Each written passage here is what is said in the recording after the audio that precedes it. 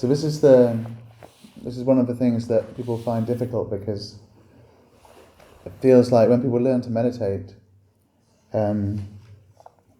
one of the things that they assume is that meditation is about learning concentration.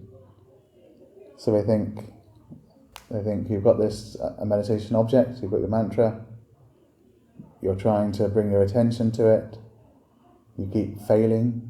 You have this people can have this idea that whenever they lose it, they've somehow failed to do what they were trying to do. And then they think that the goal, if they're really good at meditating, they'll be able to stay on the object all the time. Okay? So it doesn't say that, but that's what people imagine in their heads, because we're kind of goal-orientated people. We're taught that you have to learn something and then you get good and you can do it, and that's the goal, you've achieved it.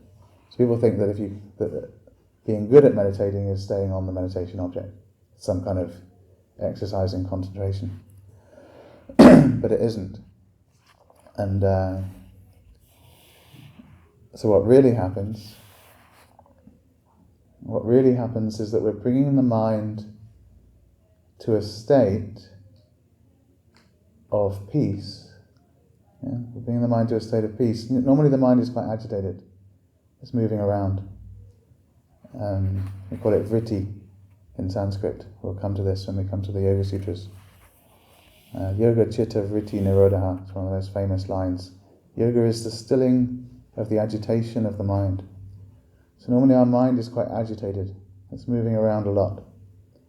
And meditation is actually bringing the mind to a condition where it's still enough and calm enough, or you could say more accurately, it's bringing our attention to a state where it's still enough and calm enough that it then transcends the mind. Okay? Normally we're kind of fixated with objects of the mind, thoughts, memories, fantasies, feelings, you name it. We've got hundreds of different things going on, but it's all things of the mind. They're all mind objects.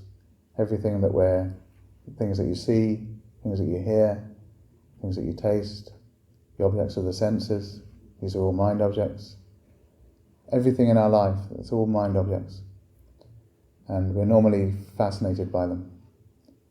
And for a lot of people, even the idea that there's something beyond the mind, they can't even imagine that there could be something beyond the mind.